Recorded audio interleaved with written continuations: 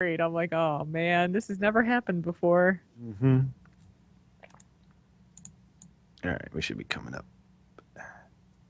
Awesome. Here he comes. Here he comes. Here he comes, yo. Here he comes. Yo, yo. Whoa, whoa, whoa, whoa, whoa, whoa, whoa. I can't see you, and it's really strange. Is it freaking you out? Yeah. You should watch the stream so then you can react to me 3 minutes after the fact. I can just be like, oh, you made a really weird face before. And now I just saw it. Yeah. All right, let's start recording ourselves. Oh. Good evening, chat room. Are you ready? Nope. Okay, now I am. All right. 3, 2, 1. I am recording. No, I am recording. I'm recording first. No, me. Me. Me. Me, me, me, me. Me. That sounds like a Lady Gaga song. Yeah. Me.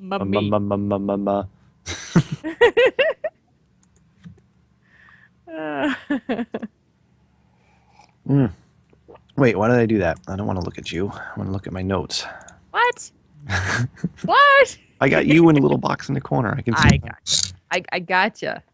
I got you there.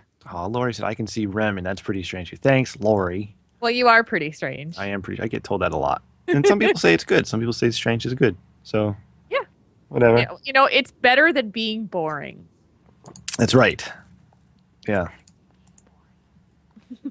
Too bad we didn't do that on the show because we could have named the show Better Than Being Boring.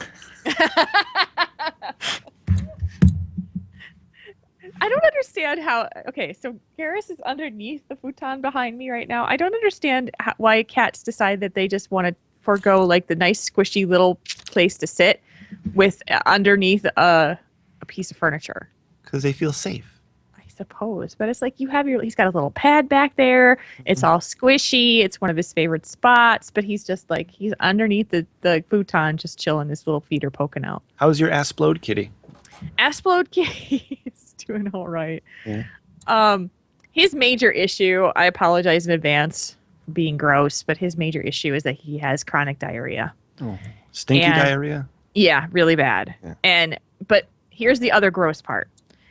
So he's gained weight since we got Garrus because I've been trying to figure out their feeding schedule with 3 cats.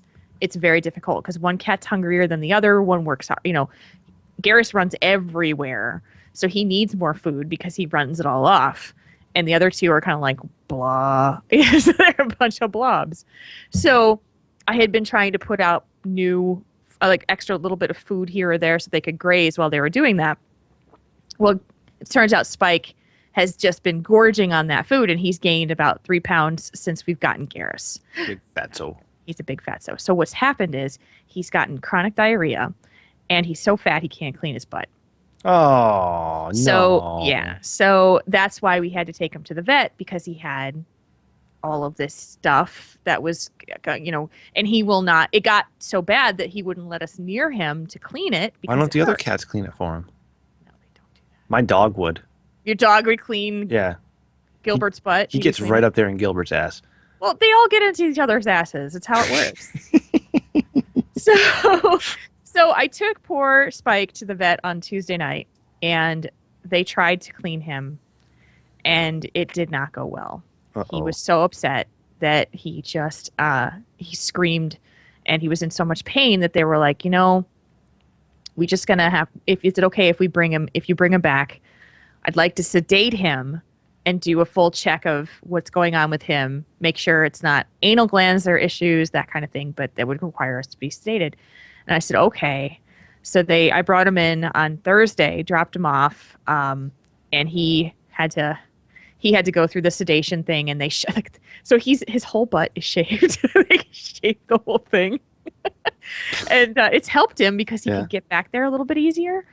But they also think they did a bunch of tests on him. They're gonna let me know next week. But they tried this hypoallergenic food with him. Mm-hmm. And it looks like gelatin. It's the weirdest food I've ever seen. It's in those little cans that are like this big and they're flat, the regular canned cat food, but it like wiggles. It's gelatin. Mm-hmm. Wiggle, wiggle, wiggle, wiggle. It is. But he loves it. So I said, okay, well, we're gonna have to get him this food now. but he's doing a lot better with that food. He was like running around the house yesterday and today, chasing Garrus around the house. So I'm like, maybe this food is helping him. It's so hard when you have cats or any animal and they cannot tell you what's wrong with them. Yeah. They can't tell you where it hurts. They can't tell you what's wrong. You just have to watch them and notice that there's a difference in their behavior. And I remember when Buster was dying. I felt so sad because I couldn't help him. you can't help him with anything. Yeah. I went to go visit him when he was at the vet. Like, he was there, and they had to keep him there for a couple days. Yeah. I went to go visit him, and I was holding his paw. He was like, "Oh, I want to go home." I know. And I'm like, "Sorry, buddy, you can't." Oh, I was near tears just taking Spike to the vet on Tuesday because he was so upset. Just so upset and in so much pain, and they were trying everything they could. And I'm like, this poor kitty. It's just, but the diarrhea was on and off, and so we just couldn't really tell. And it's just been, so right now it's like it wasn't as bad, but it was still causing him problems. So the feeding schedule in this household is hilarious.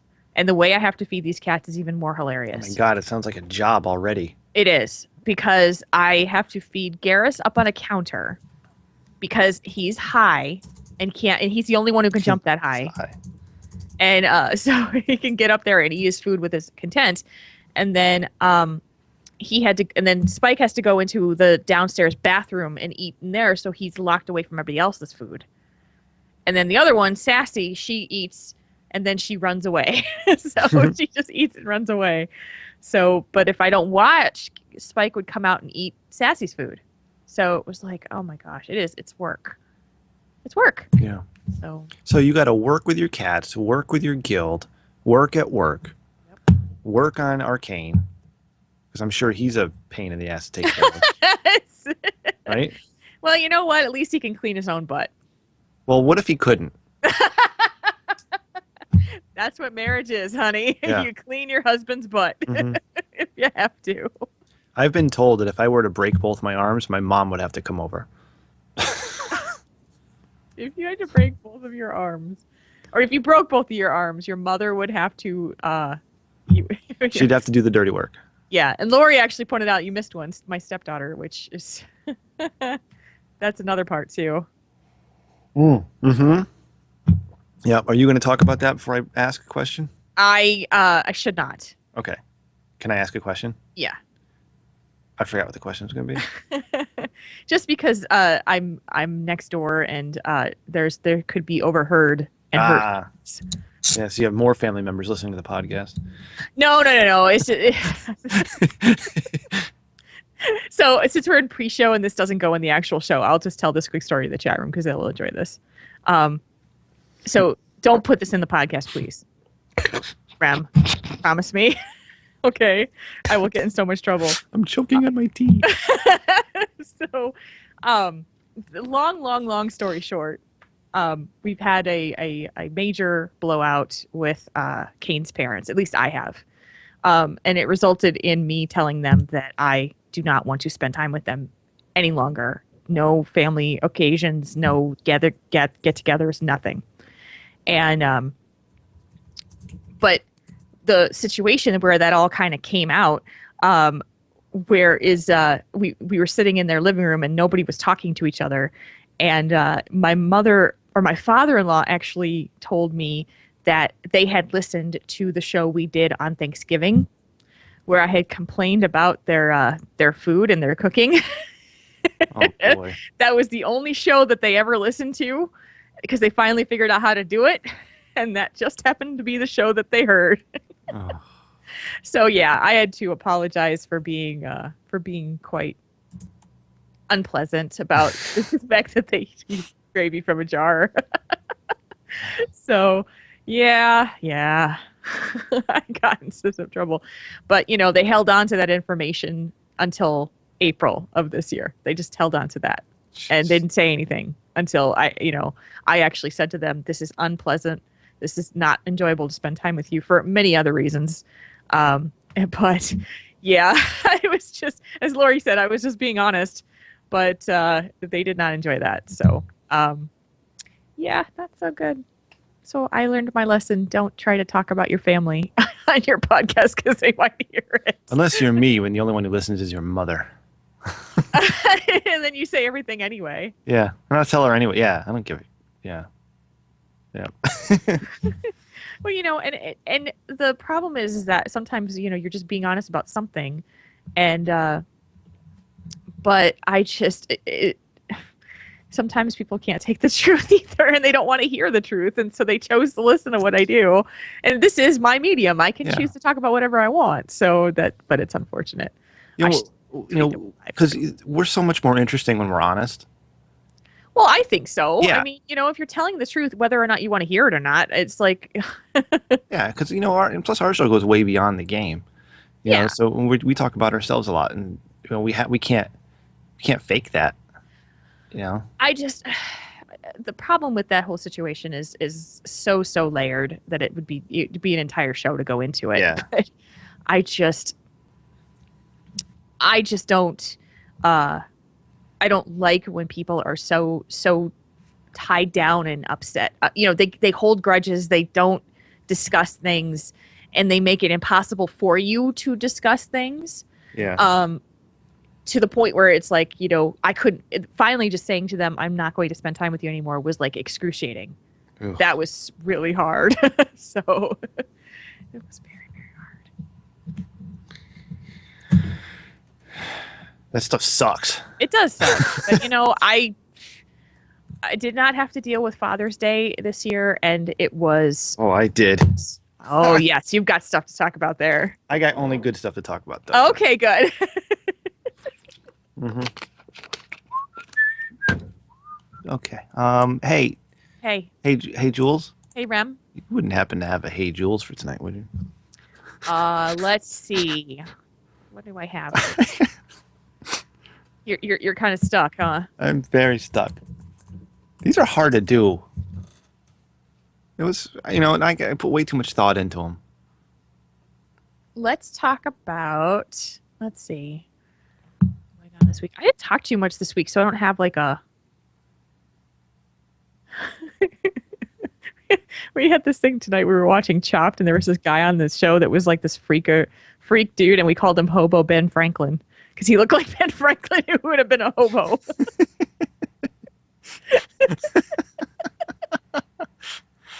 I wish I had taken a picture of my screen. But yeah, so that's one thing you could talk about. Let's see. I need to talk to Jim for a second. Jim, if you recorded something already, send it to me. And yeah, seriously. I'll work the rest of it. And also, if you have a script of some sort, go ahead.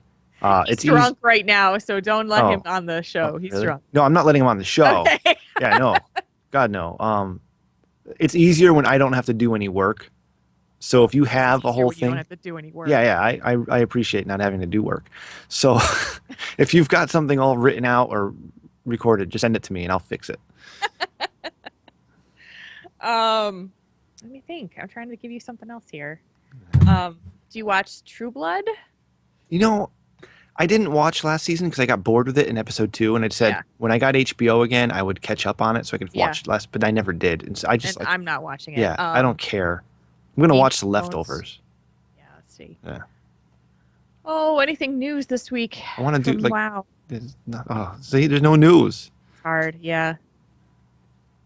What did I find out this week that would have been interesting that I would have now forgotten? Because I seem to have forgotten everything. Yeah. My massage therapist is a gamer. I found that out today.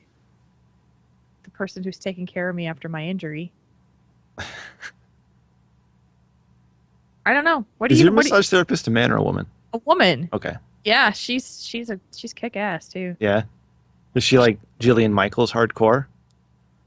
She doesn't look like Jillian Michaels. No, but I mean like with her attitude. Oh, she's got a real fun personality. Yeah. Like when she walks out to come get me, she kind of goes like this. That's what she does. And that hurt. I shouldn't have done that. Yeah. Are you okay? Yeah. Hey, what happened to Eric on True Blood? I didn't see him in the previews for this season. I don't know. I didn't watch all of last season because I got sick of it. So. What's my Hey Jules, Hasser? hear about the people who don't die at the wall? They were the whites walking away from the battle. Low We and to the shouldn't talk left. about Game of Thrones, though. No. No I spoilers. do that on Monday. What was I going to ask you? Shit. Oh, whoops. Oh, crap. This is going to be fun tonight. I have no idea what I'm You have no idea? No. So why don't you just sing to me? Why don't you sing me something random? Well, Just say I have nothing to do tonight for you, so I'm going to sing to you. This is my lack of hey Jules. this is my lack of preparation. H. Mm-hmm. Mm-hmm. I think we just did it. Oh, so we just ruined it. I know. What rhymes with H? Space. Julie, you don't even know. Paste. All right. Practicing for our epic rap battles. We should. Yeah, you should. There you go. Here, I'm practicing for my epic rap battle. There you are. Okay. Ah, yes. You're forgetting that part. You were forgetting that part. What? The thing you just typed in. Oh. Brr. No, not the penis song. No, Spencer, not the penis song. Okay, hold on. I got a lip balm up. And I gotta- Balm it. Yeah. In your face. In your face. How do you want me to? Yeah, Huh? I don't know. Huh? I'm confusing myself. Vol'jin, if you don't want to spoil it for the chat room, just DM me. I believe we follow each other. Okay, I gotta write. Oh, I know what happened to him. Yeah, I do. I do.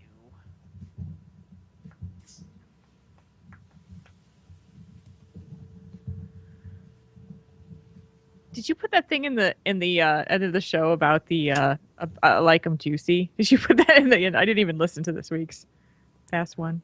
I like them juicy. I like 'em chunky. Like that song that we were talking about. Did you put that in the bottom? Oh, I think it was about me being something about my sexuality. You know, when we were talking about me wearing eyeliner and stuff. Yeah, guys with eyeliner. I think I threw that in there. Okay. All right. I think I talked about that during the show now that I remember. Okay. All right. I think I'm good. Sucks. Cool. All right.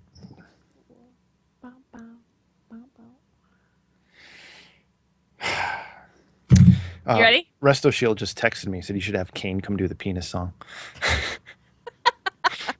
All right. Oh, wow. This is long pre-show.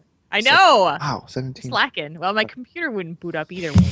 So, anyway, beforehand. So I was panicking a little bit because we had a bit of a power surge with all the thunderstorms we've been having. Yeah. And my computer wouldn't boot up. And I was like, You ready? Yeah, let's do this thing. Oh, I need my music, don't I? Okay. All right. Did you test the music? Nope. And 3, 2, 1. Hey, Jules. Hey, Rem. For the first time in forever, I don't have a hey, Jules. Do you even know how hard it is doing this every week?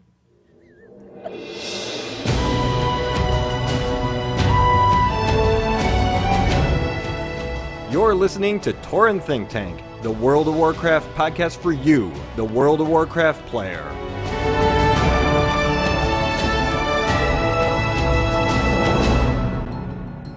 Hey, everybody. Welcome to Tauren Think Tank, episode 105. It is June 21st of 2014. It is 10:10 in the PM on the East Coast. Oh, here we go. I'm Rem, and I feel it in my soul. I need it. I really need it. So go, Jules. Gotta feel it. Body takes control. We really need it. We need it. What is that from? That's Walker by Fits and Tantrums. Okay, Yeah, that song thank goes- you. Oh, that one. Yep. I love that song That's a good song. because I can whistle along with it. As you've proven your epic whistling technique. Epic whistling battle. Bring Yes. it. Bring it. You will win because I cannot whistle. Of very course. You can't whistle? well. I can. I just don't do it very well. Not like I can. No, I can't even try to do that right now. No. Because it's just, You just it's can't. bad. I No. just don't. I could sing it. I just can't whistle it. So Mm. so hi. Hey, we're back. Hey. We're doing stuff like a show. It's cool. What's going on, Jules? I haven't talked to you all week because I know. I know we're all weird tonight. It's weird because I can't see Rem tonight. You guys in the chat room can see him. I cannot. So it's just kind of weird for Yeah. me because I can't see him reacting to anything I say or what he's gonna about like get that look on his eye when he's about to say something. Oh, yeah. But- I got that. I updated Skype, and Skype no longer recognizes any cameras I have in my machine. So yeah, thanks. So Skype. that's beautiful. Yeah, thanks a lot. Thank you very much. Mhm. Yeah, you can always backdate your updates too. You can always go back and get a different, go back and You can? reinstall. Yeah, I've done that. How? There's a website to let you do that. You'll have to look it up All on right, the show. I'll do that after. My God. Uh, but things are good. First thing I should let you guys know about, which is really exciting, is that we have finally set the date and the place and the time for the Minnesota meetup in July. Last year we had that in the end of July too. It was great. It was up in Minneapolis with Pat Crane from Convert to Raid and a whole Who? slew of people. You know who. No, I never heard that guy before. So and a whole slew of people who are fans of the shows that we do and people who are all around. So it is on Saturday, July 26th. That is our date. It is 3 to 7 p.m. And it's a place called the Herkimer Pub in Minneapolis. Herkimer. Herkimer. We got this really cool room where they have one of those big, long shuffleboard tables. You know what that is, right? You've played that? I've never played shuffleboard. No, I know what it is. It's really cool. It's like it's called table shuffleboard. They use sand and you coat the whole thing with sand. It's a really, really long, stretchy thing, and then you have these little discs. Think about maybe. Oh my! They did this in Survivor Token Chains. Kind of, yeah. Mhm. And so it's table shuffleboard. They have that, and everybody's going to be bringing stuff for games. We'll be bringing Cards Against Humanity. Oh boy. Liquor. And liquor and all that good stuff. So Mhm. if you're interested in coming, it is again Saturday, July 26th, 3 to 7 p.m. at the Herkimer Pub in Minneapolis, and we'll be reminding you guys all month. So very excited by that because we finally got it awesome. set up. I have been raiding. Again, I've still been Wow. raiding, which is awesome. I've been doing 25-man. What's happened right now with the Orcbusters team is that they've been I've been filling in for a healer that's been on a hiatus, like a month hiatus for some kind of real life thing. Mhm. And so I keep getting called every raid night to come and raid. And so we raided on Monday. We did some really good attempts on Heroic Shaw Pride. Didn't quite get him there, but we made some really good progress. And then on Wednesday, the plan was to start over again, get up to Shaw Pride, and start working. So we did that. We were going to do the first 3 on Heroic and then work on the progression 4th. Unfortunately, the team had one of those nights. You know those The nights where everybody wants to quit. the nights where everything that could go wrong goes wrong. People are disconnecting. People are getting logged out. People are late because of real life stuff. People are face pulling the boss. And it was just awful. It was like, and it was just wipe after wipe after wipe. We managed to get 2 heroic protectors, and we killed them on the last pull after 3.5 hours of doing 2 heroic bosses. Everyone was just ready to throw in the towel. But Oh my gosh. every team has this. Everybody goes through this. It's just an off night. You have people are on this, making silly mistakes. They're just not focused or whatever it is, and it just it's like a chain lightning kind of thing. And how hard is that to remember the night it's happening? And everybody just wants to quit. Yeah. Yeah. And the night it's happening, you're just like, F Just- this noise. just I call want it. out. Call it. But we managed to kill him on the last pull, but it was like, why are we continuing to go on this long? Because it was going that poorly. Mhm. So, shout out to everybody on the team. I know it was hard. I know it was frustrating. I will be going back to join them on Monday, but I do need to have Wednesday off because I've got stuff going on. I've got meetings and things going on this week. My schedule is going to start filling up quite a bit because that TV show is coming back this week. coming All back on right. Tuesday. So I will be doing 3 podcasts in a week. And Every so week? every week, 3 You're podcasts. crazy. Well, you do that. Not every week. Yeah, you do. No. Well, this is my well, okay, I'll be doing 3 podcasts this coming week. Yeah. But no, I try I try to take I can't because I get angry. I get angry. I just get angry. Yeah. So yeah, it's a lot of time, but it's the nice thing about, like, I do 2 shows where I do the prep work on it, and then I do in the one show, the I Remembered It Better podcast, I really don't do a lot of prep work on that show.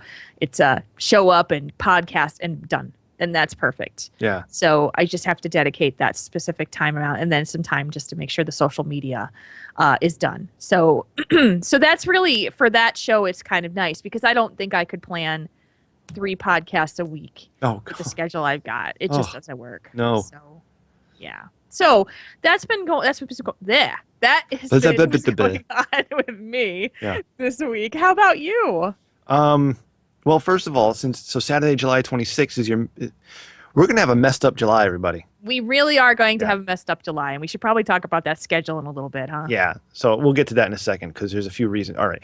So, anyways, last week I said I got on the alpha and I couldn't make a death knight because I didn't have a character over 55. Right? Okay. So one of the things I love most about Ben from Azeroth Roundtable is that as he listens to Triple T, he texts me. Really? Yeah, throughout the whole show. It's fun because I get feedback from him and he's letting me know that whatever I said was funny or something you said was great, or So I get this text message from him that says, "Hey, dude, once you make a 90, you can make a death knight, idiot." He called you idiot too? Maybe I might have added that, but I at least called myself an idiot because, my God, how obvious is that? And I didn't even realize. Like, I just made a 90. That's my...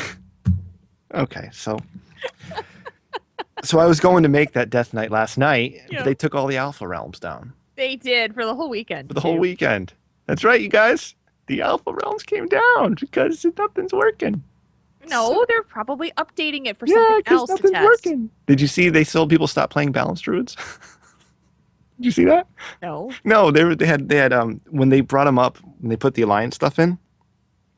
From what I gather, the information I've seen is that people logged in on balanced druids and they started getting world messages saying don't play balanced druids because the balanced druids break into servers.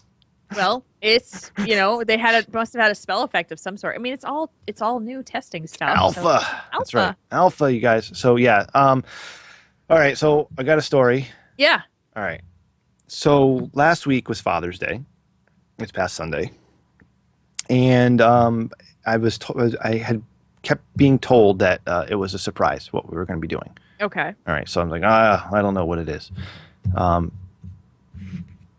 It turns out that mostly my son, but my kids decided that they wanted to go fishing. Oh. Yeah. Okay. All right. Cool. I haven't been fishing since I was 15. And I've been fishing sooner than that. Yeah. And when I used to go fishing, my father used to go with me. Right. And he would handle all the work. I would just throw the line in, reel it back in. He'd take the fish off the line, put the worms on, because that's not my thing. I don't want to touch any of that stuff. Right? Okay. So Father's Day comes around. There's a fishing pole. There's one for me, a Spider-Man fishing pole for the boy, and a Barbie fishing pole for the girl. Hooks, the little weights, little bobbers, and a thing of worms. So these were all your presents. Yes, these were my presents. Yes. Okay. So we had to go fishing. I was like, oh, really? Because Daddy doesn't fish. Daddy doesn't know what he's doing.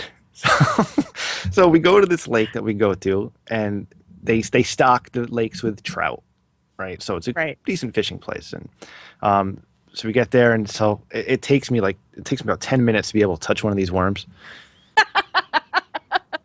Yeah, and I'm trying to be a badass about it because, my kid's watching me. Yep. Yeah, so I got these scissors and the worms. So I'm picking the worm up with the scissors and cutting it, and then trying to do this thing with the hook and the scissors, trying to, without touching the worm, until eventually I overcome my fear and I'm able to touch the worm. Yep. Like, my son just picked one up. He's looking at it. It's like, wow, look at this. And me, I'm like, oof, I don't want to touch it. I don't want to touch it. Yeah, it's like a big baby. All right. That's too funny. So I figure out how to use the fishing poles because they're a little different from what I remember. They're the ones with the spool inside Yes. the Oh, enclosed. they suck. I hate those. Yeah, and you got to hold the trigger down and all this. Yeah. Yeah. So it took me a few minutes to figure that part out. So finally I did. And I showed my son how to cast, but he, that probably isn't good for him because casting is hard when you're 6. It takes a lot of coordination. All right, so the fishing day is going pretty good. There's an old man down from us. We go to the other side of this little pond we're at, and then there's another couple across the way fishing, and nobody's getting anything, which is good because my worst fear now is catching a fish. Because what do we do with this fish, right? Okay. So what do I do if I catch a fish? So and all my son wants to do, he just wants to catch a fish because he thinks it'd be great to catch a fish. And I'm explaining to him, said, listen, you don't always catch fish when you go fishing, buddy. Sometimes you don't catch anything. It's just about sitting here and enjoying the experience, right? Now this is bobber fishing, right? This is like a bobber with the worm hanging off. Is that how you're doing it? Okay. Yeah. So all right. But now I'm feeling bad. I kind of want him to see a fish because he really wants to see a fish, right? All right. So the way this pond was set up is that they built walls to dam part of it off. Uh-huh. So the stream that it originally was became a little bit of a pond, and then it goes down another stream, becomes a bigger lake down. It's a really beautiful place. Yeah, just a little bit of a waterfall, and you can walk up on the walls.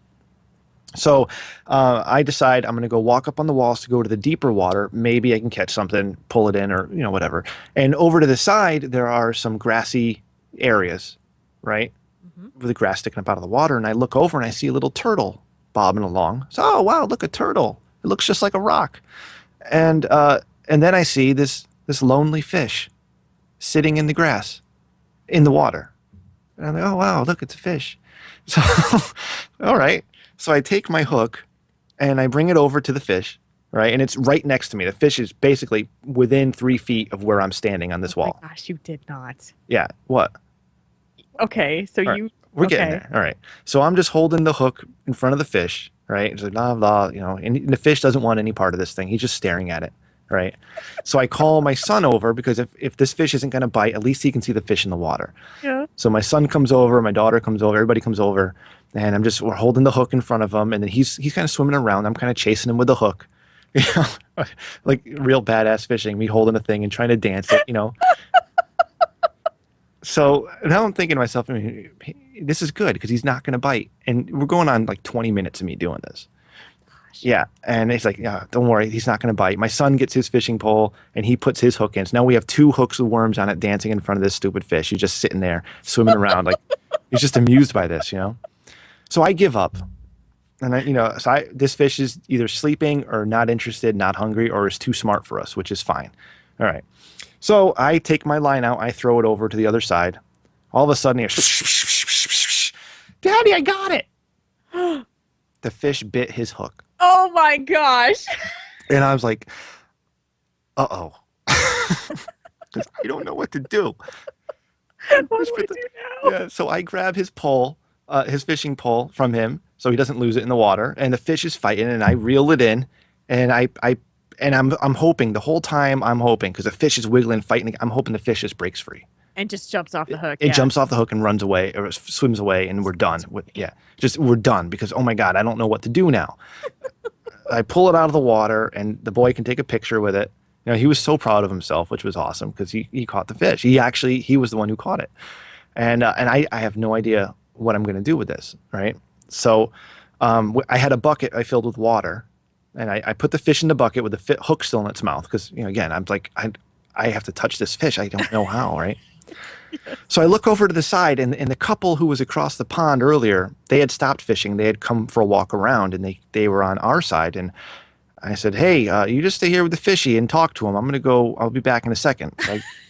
So I go over to the guy. I was like, say, hey, excuse me. I never expected to catch a fish today, and we caught a fish, and I kind of don't know what to do. Do you think I don't know how to take the hook out of its mouth. Do you think you could help us? Oh, wow. Yeah, so I had to ask a stranger to come take the hook out of this fish's mouth. So he comes over, he's laughing. He's like, oh, that's all right. That's cool. No problem. He picks the fish up, and the fish had these like weird spines coming out of the back of it and its fin. And he said, you got to watch out for these spines.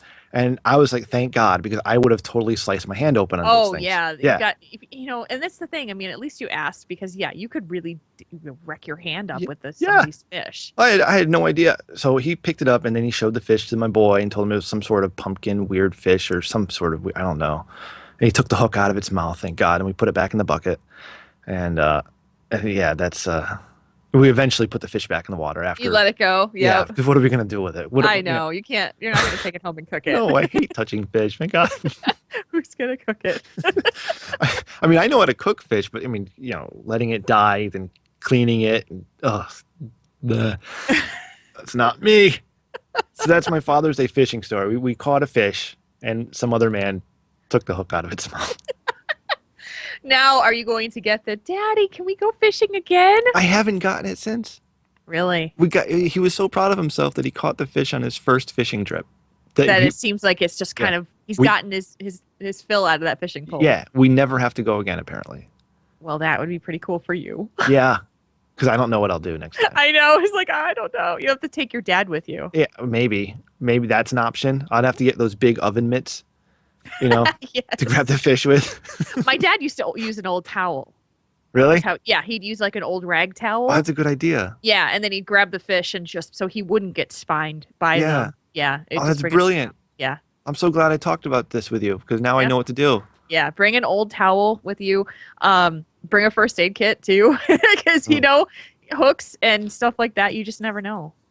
That's my fishing story. Yeah, I love it. That is really funny. Happy Father's Day. I can't believe that you went over to some fish that was just kind of lounging around and be like, "Hey, catch this one." Well, he was just sitting there. I was like, I'm like, my boy just wanted to catch a fish. And if we had a net, I could have put the net down and brought him up and then let it, but we didn't have a net.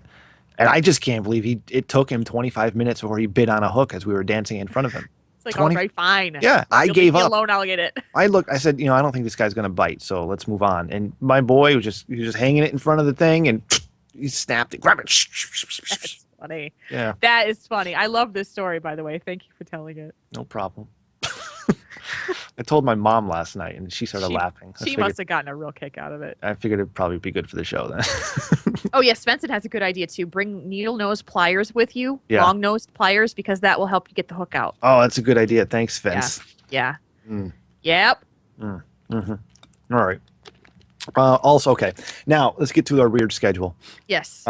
Well, okay. So starting next week, we're going to start a weird schedule. For quite a while, just so you guys are going to have to watch social media for us because we've got a whole lot of stuff going on personally. Yeah. And so Rem starts this one off for next week. Next week, my man Marconin is driving to Connecticut to come hang out for the evening, and we're doing that next Saturday.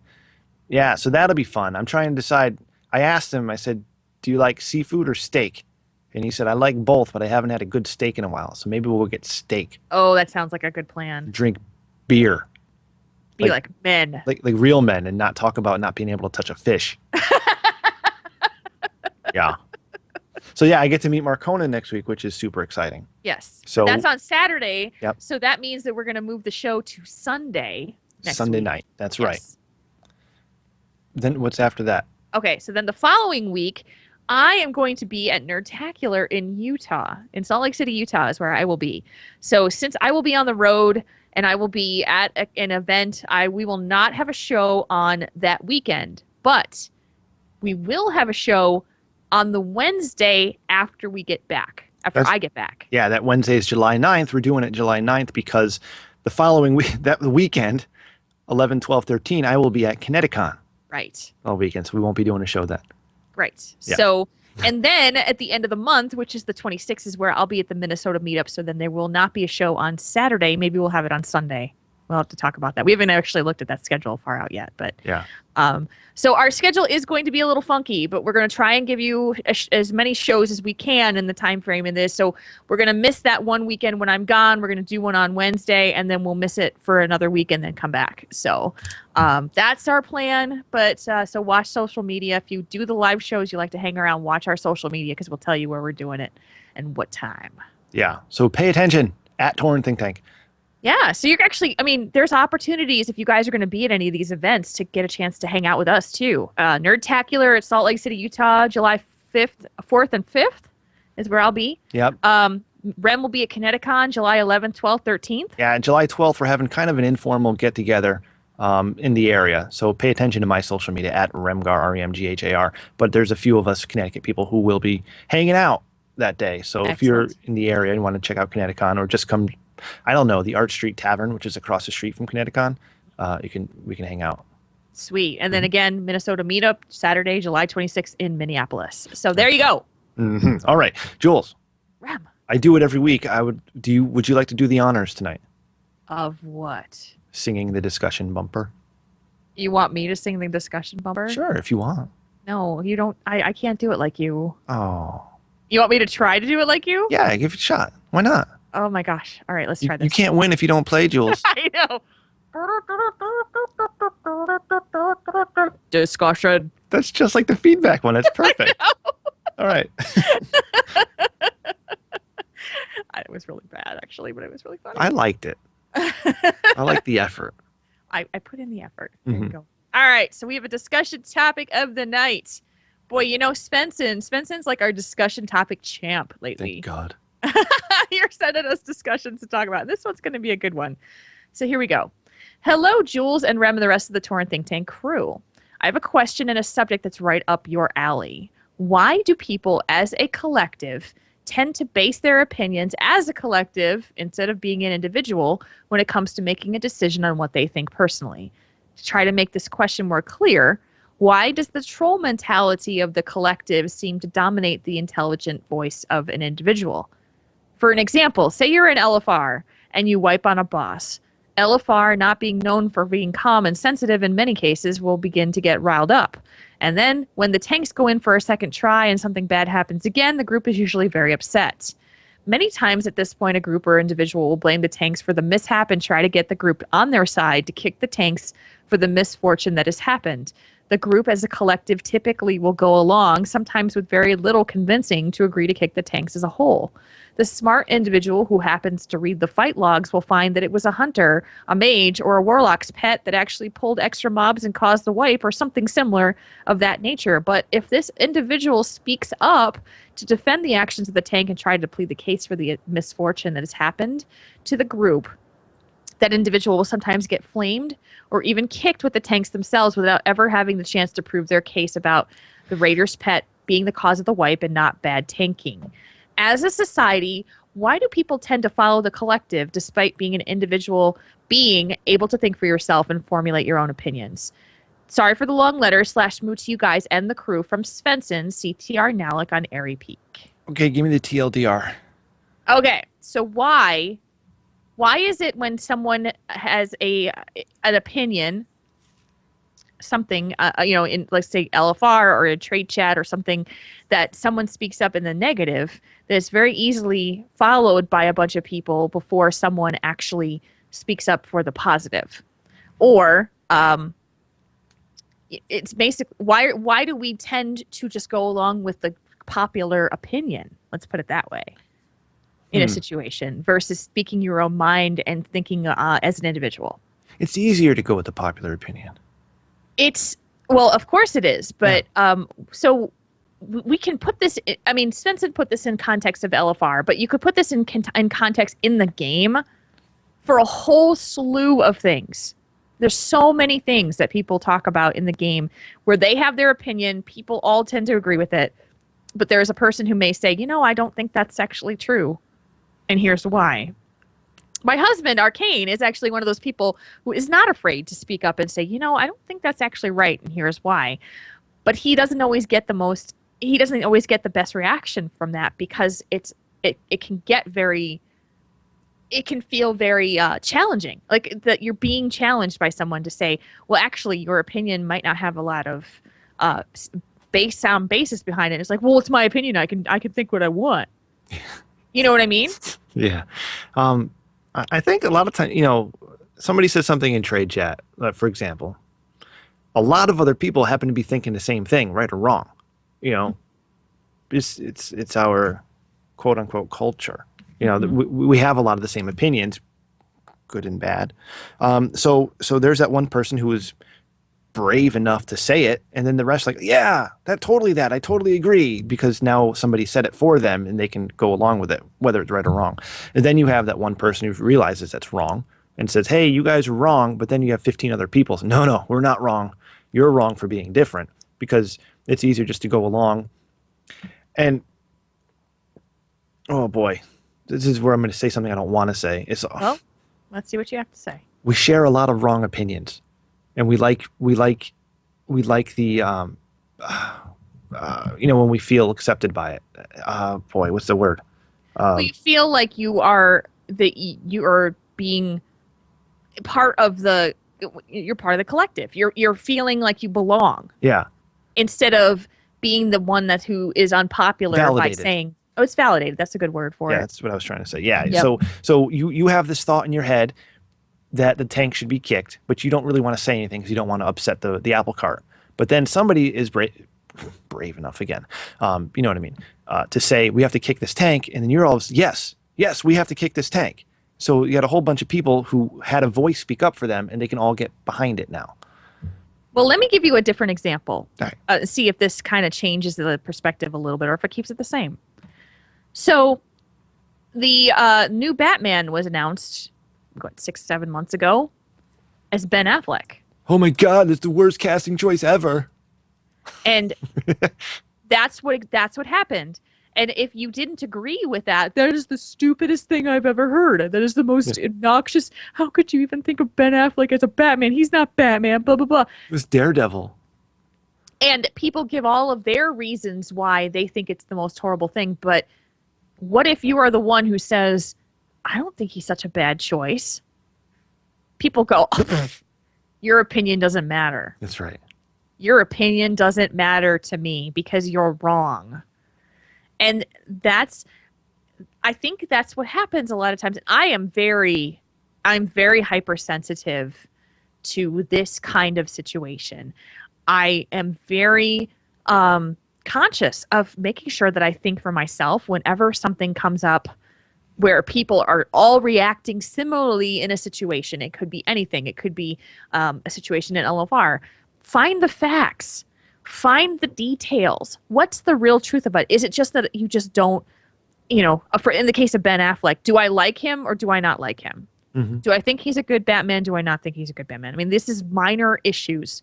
I get it. But it's the kind of thing that happens all of the time because people just all of a sudden just lurch as a mob together and say, oh my gosh, that's terrible, or you can't do that, or how can you break this? And the person who is the contrary voice all of a sudden feels left on the sidelines, not picked on the team. Yeah. It's that same feeling. Yeah. You don't want to feel left out. But, there's a lot of research that's out there about this kind of behavior because and sometimes it's very disturbing. Think about, so I might be taking a leap here, but let's just go with me. Think about going down the street in a crowded area, like a city. Okay. And someone falls on the sidewalk. Before you got there, that person has fallen. So you've approached and you're walking past and you've seen that 30 other people have walked past this person and not assisted them. Your mind is going to say, should I help them? Should I ask, is there something wrong with you? Are you all right? But you'll see that all of these other people walked by. And so you're saying, am I wrong for saying something? Am I wrong for asking if this person is okay? Now, if I saw this person fall and I ran over there and said, are you okay?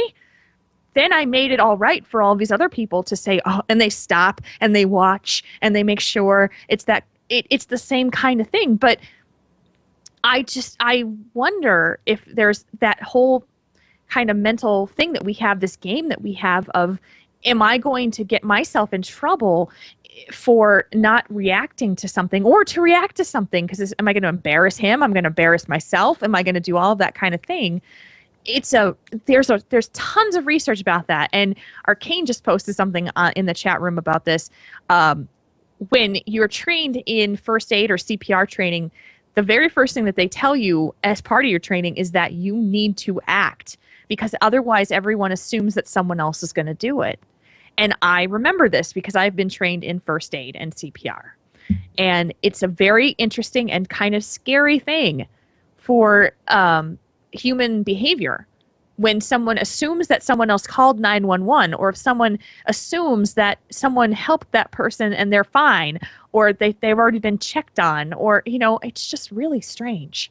Do you think that walking by the injured person is new to our society? No. No? Okay.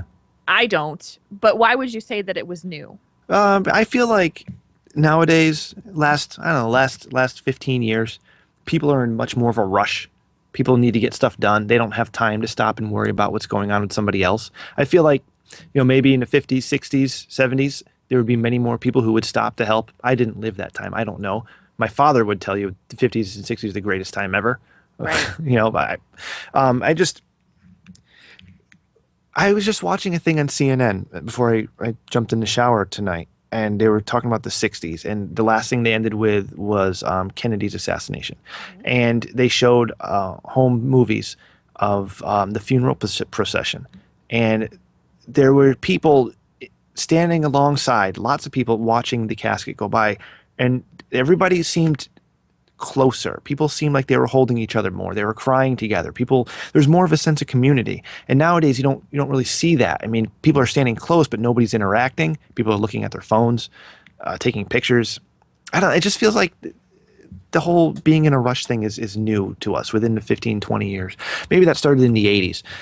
I could be wrong. I don't know. And why? That's such a weird thing. It's like, and you're absolutely right. If somebody falls on the sidewalk, people just walk on by. Mm-hmm.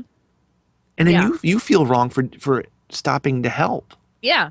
And or you feel strange about it, or you're in a hurry, or you just don't have the time, or something like that. Like, I was on my way to work one day, and I live in a housing development that's inside of a business area. So like my housing development is in the back, and then I drive through a whole business park where I am. And I was driving to work. There was a car in front of me. And then there was, out of one of these building parking lots, someone came flying out of there and didn't look, and they struck the person in front of me, took off their front bumper, all that kind of thing. Jeez. And I feel bad about this. I actually just, I stopped behind it, and then I kept going. And I was like, because I needed to get to work. I was late for a meeting or something. I had something that was going on, and I had to get to work. And I thought about it all day. Like, should I have done something? Should I have called? Did they need a witness? All of that kind of thing. But it was just a car. Nobody was hurt. It was just that the bumper got taken off of this car. And I thought about it all day. But my reaction was, go. Get out of here. There's nothing you can do. Mm-hmm. And to this day, I am still haunted by that. Now, if I had seen a biker get hit, if someone had, I saw someone physically harmed, I believe I would have changed that. I believe I would have stopped, but I don't know. And that scares me. Yeah. We all say that we would do it, but do you really know if you would? I think what scares us is the fear of not knowing what to do, or telling ourselves we're not trained for that situation. So like in the case of the accident, you're not an insurance agent. You're not a policewoman.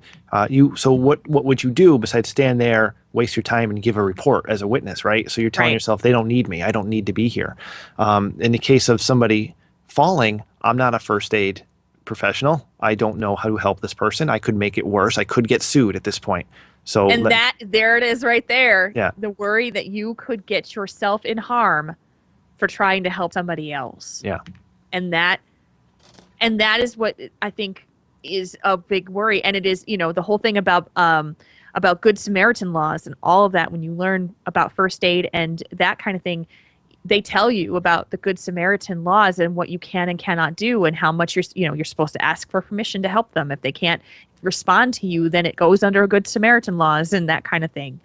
But it's so scary and it's so freaky. And honestly, for a stranger, for someone that you don't know, it's sometimes hard for people to take that risk for themselves. Mm-hmm. You don't know what this person is about. You don't know what your risk is in order to help this person. And some people will just literally just give everything they've got to help a person who has fallen down or has gotten into an accident, or you saw someone fall down in front of you and you see that they've broken their leg.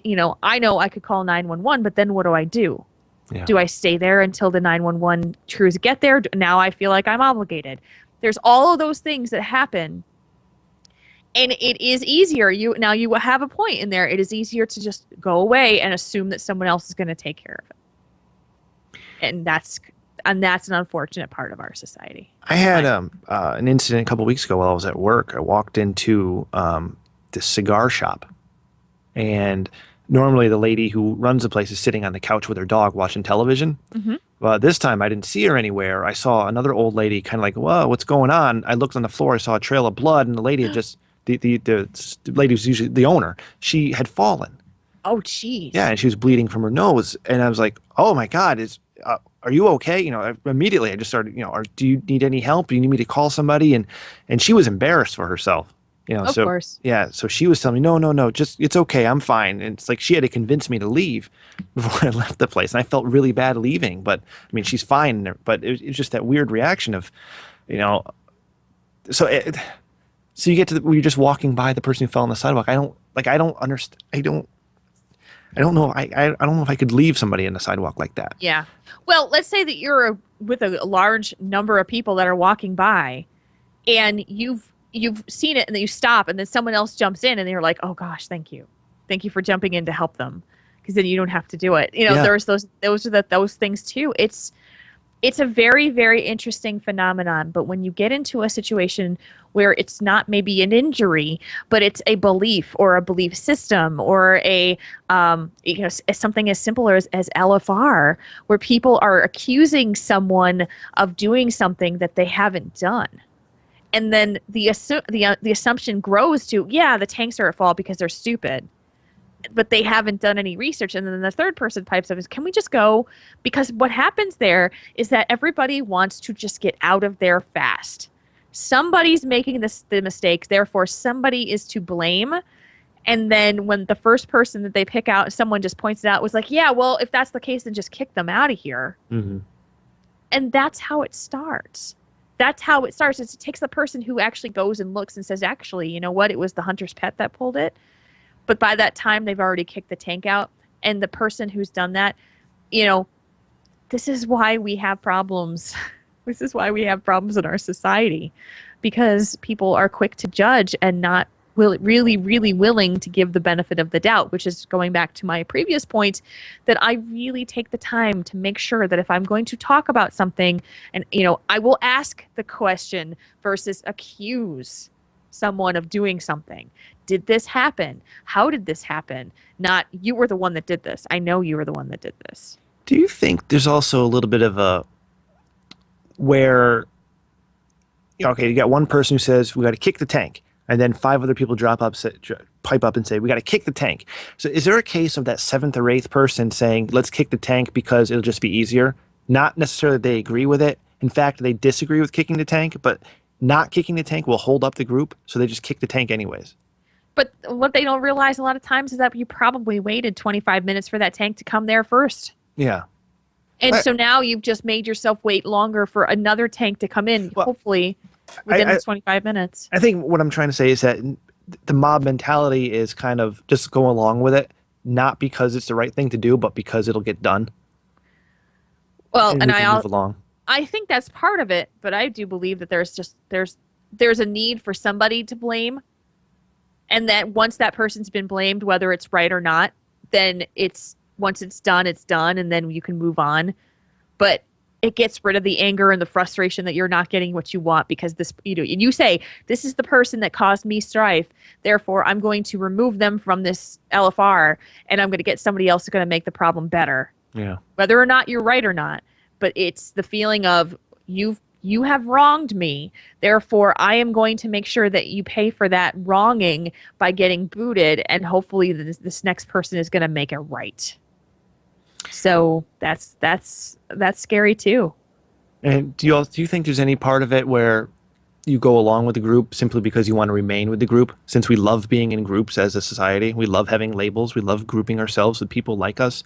So, and if we do something to jeopardize our standing with that group, we don't want to do that. Mm-hmm. Maybe. Well, there's that. Yeah. And that if you say something else to the contrary, you risk getting to be the one that they turn on. Right. Because then all of a sudden, how many sets of eyes are on you saying, oh, so you're the problem? Yeah. And most people don't want the drama. They don't need your want individual think. Right. So when everybody kind of turns as a group and goes, whoop, and looks at you and says, well, what do you have for you? And all of a sudden their attention's on you and it's already a lynch mob situation. They're looking for somebody to blame. Well, you're going to get thrown right into that mix if you're not careful. Mm-hmm. That's why people don't want to speak up. It's fear. It's out of fear. Yeah. I mean, I've had this, and we have talked about this before, is that I have spoken out against people who have been jerks. And for the times where it has worked, and the people have said, you know what, yeah, she's right, or this person's right, don't pick on this person, or why are you being such a jerk? But I've gotten turned on by people and said they've turned and said, well, you know what, screw you too, and then they kicked me out. I didn't do anything wrong except I disagreed with them. That's just the open only your thing. mouth. I just happened to type something and say, I don't think you're right. Well, you know what? Then their response is basically like, you know, F you, you're stupid. And that's really scary. That's what happens in this. But it's an immaturity mindset. It's not something that is, you know, people who are willing to take the time to listen, people who are willing to, you know, if someone says to vote to kick somebody, unless I've seen it from my own eyes, I will always say no. Mm-hmm. Unless I've seen the problem. If I've seen them mouthing off in chat and being obnoxious, yeah, I want them out. So I like what Resto just typed in the chat room. He said it's being strong-armed out of your own feelings by fear. Yeah. It goes back to what we talked about before. Everybody has the right to their own opinion, but no one has the right to tell you what you should feel. Yeah. No one has the right to make you change your opinion without your consent. And that's what happens so often. You know, you're talking about people who think that Ben Affleck is a terrible Batman and you don't seem to really have a big deal about it. But if you said, I don't really care, it's not that big a deal. And people are like, blah, what do you mean? It's awful. You destroyed the franchise, blah, blah, blah. And then that's all they talk about. Well, but Jules thinks that he's fine. Well, no, I didn't say that. I just said I didn't really care. I'm not listening to Jules. She doesn't know anything. But that's what happens. Yeah. And so it's just sometimes it's easier just not to say anything because then you don't have to ruffle feathers and make people angry because that's the last thing I want is drama with other people. Right. I don't want it. So I would rather just, unless it's something that means a lot to me to speak up and say something, or if it's my job to do that, because I'm responsible or I've chosen to be responsible for that. So like, you know, in a guild situation where I'm a leader in the guild and it's my responsibility to make sure that people understand that this is not okay. I'm just going to be like, you know what? Have your opinion. And Ben Affleck can be the greatest Batman ever. You don't know. I just don't hope care. I hope he can do the Christian Bale Batman voice though. Oh my gosh. I can't let him Worst go. Batman voice. In my opinion. Gordon. Whoa, are you drinking water? I am drinking water. Were you saying something and drinking water? Oh. No. So I think it's a very interesting topic, and I'm sure that you guys who are listening have some thoughts on it. We'd love to hear them because How does Ben Affleck destroy the Batman franchise? Because Ben Affleck has just gotten this reputation of being a terrible actor, which is I don't know why. People just don't respect him. Why not? He's a good writer. But that's what people seem to overlook or something. I really understand. I don't understand why this is such a big drama for people. But Batman is such a beloved character and such a respected character in the comic franchise that I understand that it's very personal, that they want someone that they feel they respect and trust as Batman. But I just don't understand why it's such a bad thing. I mean, it's not like they put Well, like Tom Green and made him Batman. That would be great. Someone who doesn't have a serious bone in his body to be a badass character like Batman. Jules with the Tom Green pull. Great job. My God. That's fantastic. Tom Green is Batman. Tom Green is Batman. And I don't know why they're even making the movie, because we all know Superman would crush Batman with just his fingertips, because Superman is Superman and Batman is a mere mortal. How they even make it so Batman can compete with Superman is a joke. Yes, I will. I guess you're just going to have to watch the movie, Remgar. Dawn of Justice. All right. There you go. So that's our discussion topic for the night. Thank you, put a Spencer. bow on it. Just tie it up and just... All righty. So that was fun. Thank you, guys. If you have ideas for a discussion topic for our show, go ahead. Send them to us. Questions@TaurenThinkTank.com. They don't necessarily need to be as long as Svensson's letter. Preferably a little shorter than that. That's okay, Svensson. We love you. But go ahead, send them in, and we'll discuss it, because these are fun. It's good to talk about what's going on. Mm-hmm. Speaking of what's going on, it's the Steam Summer Sale, Jules. It is the Steam Summer Sale. Have you bought anything yet? No, I haven't. I haven't even looked yet, because I've been busy. But, however, I have seen plenty of my gamer friends spending very little money on very many games to play on their computer systems, which I hope can handle those games. I don't know what they use, but I do know if they use a Doghouse Systems computer, they would have zero problem running any of those games they bought at any time. Well, that is absolutely true, because a new Doghouse system will make sure that any game that's available on Steam and anything that's coming for the future on Steam or any other platform is going to run great. So if you want to pick up an extra Far Cry 3 and play some of that, some Walking Dead Season 2, there's so many different games. Kane actually bought me the BioShock DLC from all of the DLCs. Wow. Because I haven't played them yet, so he got me that for $10. Nice. And very, very cool. So because BioShock Infinite is just badass. I love that game. That's right, guys. And I play it on my Doghouse system. Jules is a badass gamer, and I'm just going to call you a gamer. I don't even care that you're female. So how about that? Well, thank you. You're a gamer. That's right. And so if you want to be a badass gamer like Jules, and you want to buy all these games, you want to be able to play them whenever you want, at any time you want, in any way you want, because it's it's like Burger King. Have it your way. Whatever. Go to doghousesystems.com. Go to doghousesystems.com. All right. Order your system. Go ahead and get the Triple T logo on the side of it, because why not? Then enter TTT at checkout. You will get double the memory on that brand new gaming system. Nice. Only for you, our Triple T listeners. Sure. Thank you, guys, for supporting Doghouse Systems. Thank you, Doghouse Systems, for supporting us. Thank you all for supporting everybody, because we all love each other. And as I do this, I forget, because I got to bring up my other thing. That was a fun thing to do. But now, Jules, let's do the think tank. All right. Oh, I'll put it in now. Thankfully, I'm not recording the call. And now, the think tank. All right, here we go with our question of the night. Hello, Rem and Jules. I have an issue in my guild I'm hoping you can help me with today. I joined a rather large horde guild a few years ago. After several months of falling in love with the atmosphere and people, I decided to apply to become a part of the event staff. I was beyond excited when I was accepted. Several more blissful months passed before our lead had to step down. I was beyond excited when I was offered to take his place.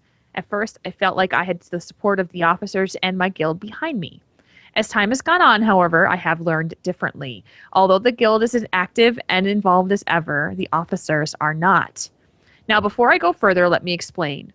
I do not expect them to participate in every single event. I know they have duties and lives outside of the game. However, I would like some participation. It doesn't necessarily have to be the actual event either. For example, when an event would come up I was stuck on or wanted some advice, I would post in our GroupMe app, a texting-like app where I can easily get a message to a group of people. Hopefully you guys know about this. And I was met with little to no responses. I would also post things up on our forums as directed by the Guildmaster to try to get feedback. Again, no comments, suggestions, or anything was left. I brought the issue up at our meetings and was met with several sorries or we need to get better at this, guys. However, nothing ever comes from it. So my question after a very long-winded backstory is, how do I get my officers involved? I have tried the direct approach, but have gotten nowhere. I feel like I'm on an island by myself with no support from the rest of the staff. I love the position and do not want to give it up, but even with an amazing event staff, I feel like we are missing something, both with events and as is a guild without officer involvement. I'm at a loss as to what to do. Any help or advice would be lovely. Thank you both so much, and please don't stop what you're doing. You help out in more ways than you know. Thank you, Missy. Okay. What's the problem? Okay. The problem is that as an event planner, events lead, she's looking for involvement with her officers' teams, the people who are running the guild, to be helpful in planning the events and participating in the events, but she's not getting it. She's not talking about CTR, is she? No, it's a horde guild. Okay, all right. No, it's not CTR. We don't have any idea how big this guild is, huh? It says a rather large horde guild. If they've got an events person and they've got several officers, I would say they're rather sizable. All right. What are your thoughts, Jules?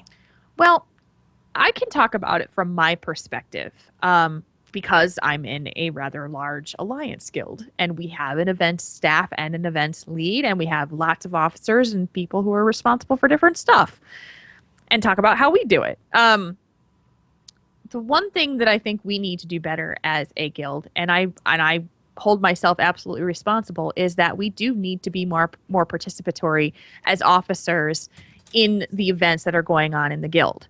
My events lead for CTR, Turarts, is in our chat room right now. She does an amazing job rallying the troops and doing things that the guild wants.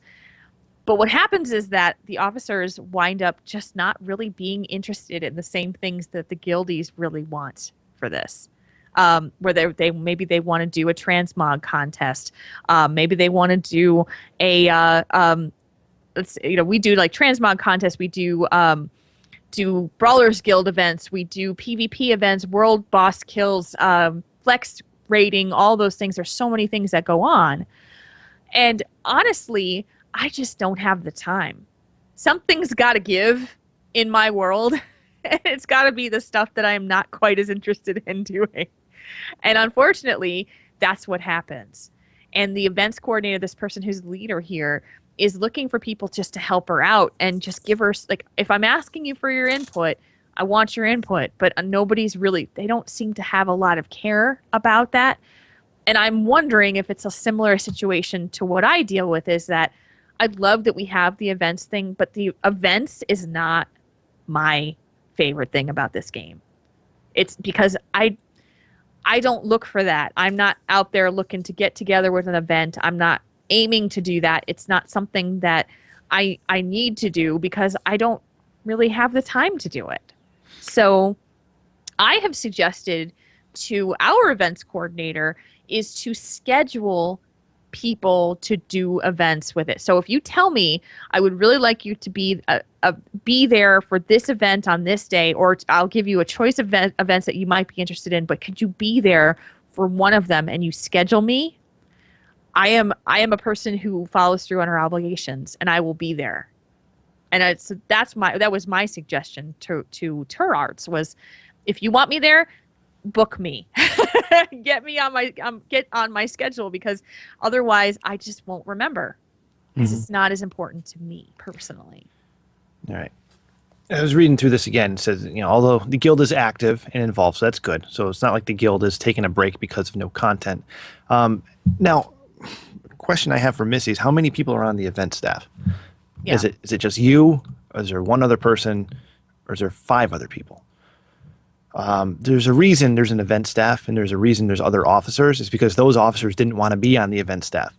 If they did, they would have been on the event staff, and you would have their help. As Jules said, events aren't for everybody. Right. When I did events for a little while, I held we did classic rating one night a week, and then we did some stupid fun and games once a month that I ran. But that stuff takes time, and at some point you run out of time, and you can't keep up with any of that anymore. So that's why they have an events planner, an events officer, an events staff. So the people who like doing events and have time for events can participate. Yeah. So what you're doing is you're asking officers who aren't on the event staff to be involved in events. And as officers, it should be part of their job to participate in at least some of these because it's about being there for the guild. So maybe that's something to take up with the GM. Mm-hmm. But if you actually have a staff, if you don't have a staff, put together a staff. It sounds like they have one. Yeah. She's got one. Okay. Well, so let's say your staff is 2 other people and you need more. Let's get some more people who aren't exactly officers, but they're qualified to run events. People who actually want to be involved and help with that stuff. Yeah. Instead of, and we're at a point in the game where, it's hard for people to log in, for some people to log in and do anything because they're just bored right now. Yeah. So some of those officers just might not be into doing it. They want to get their rating done for the week or whatever, and then that's it. You're going to play WildStar or something. So my suggestion here is build that event staff out and make the event staff run the event instead of worrying about what the other officers are doing. I think this is probably one of the hardest jobs in a guild environment totally. To be on the events team or leading the events team.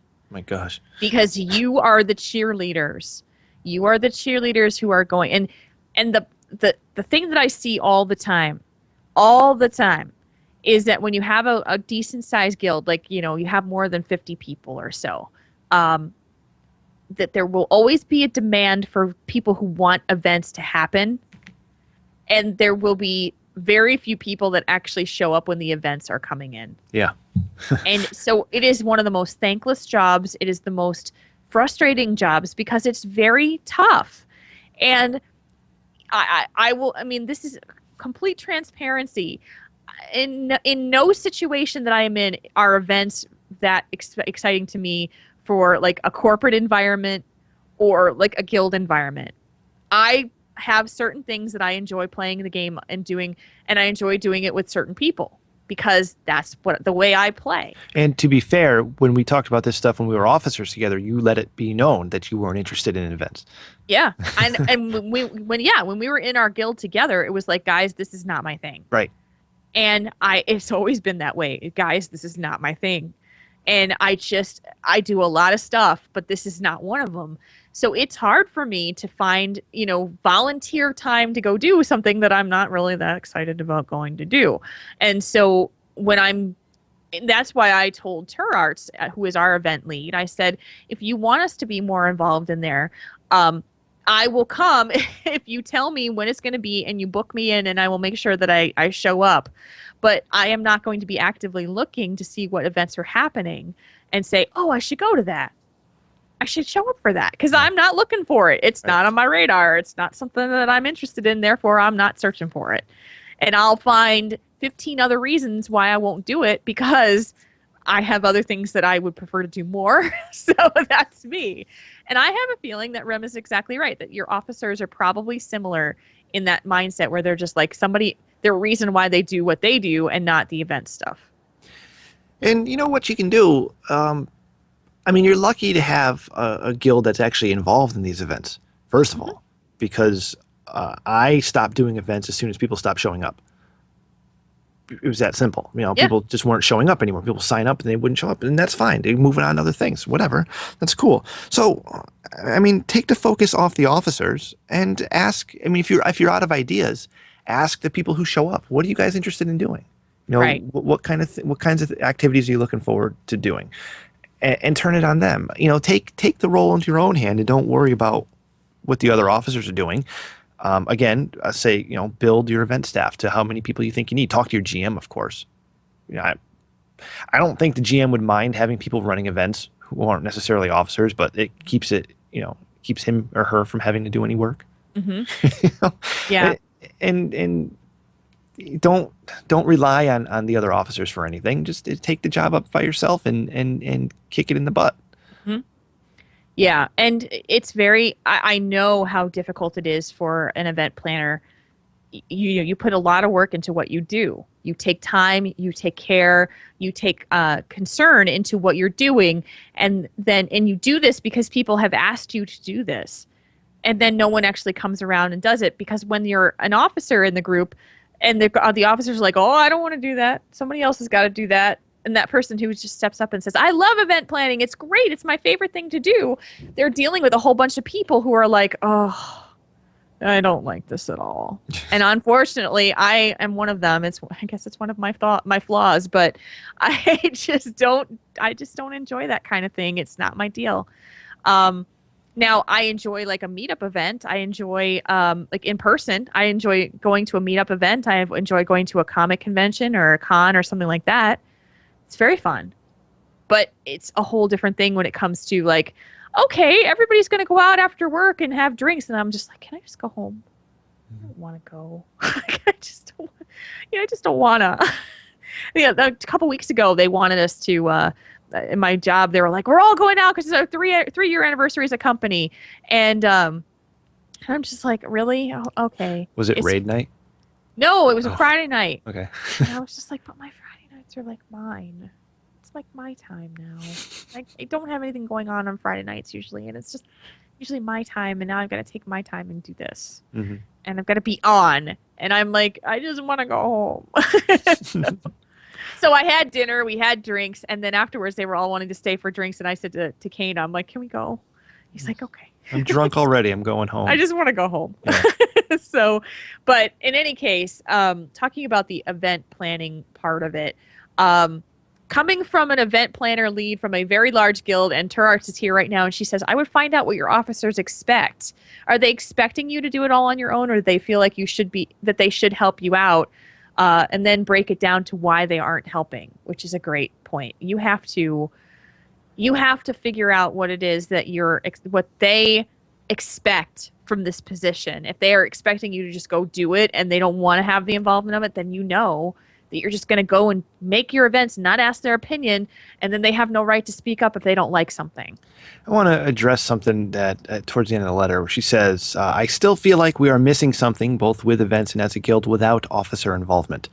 And I want to say, as long as the person planning the event is involved, I think you're going to be okay. If you have a guild that's actively participating in these things, that's your big win right there. Yeah. You don't need the officers at that point. I mean, cool. It'd be nice to quote unquote mingle with them, but I mean, they might raid the rest of them. I think you're emphasizing the officer involvement a little too much.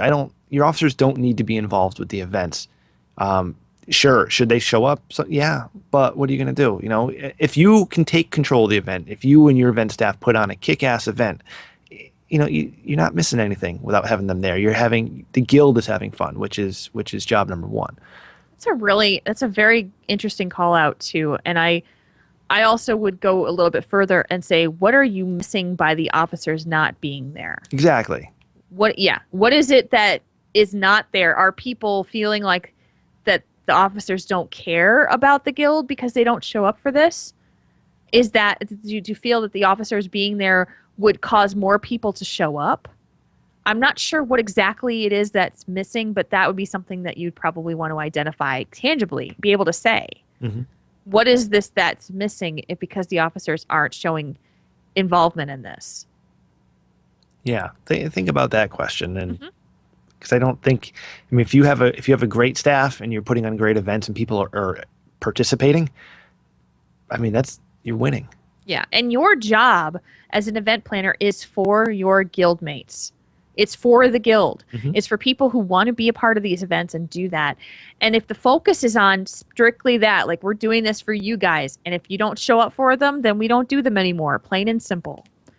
That it may feel a little bit easier for you and not so much of an obligation to have full guild involvement. So I would ask too, like, what is it that if the officers did show up, what would you gain from it? Yeah.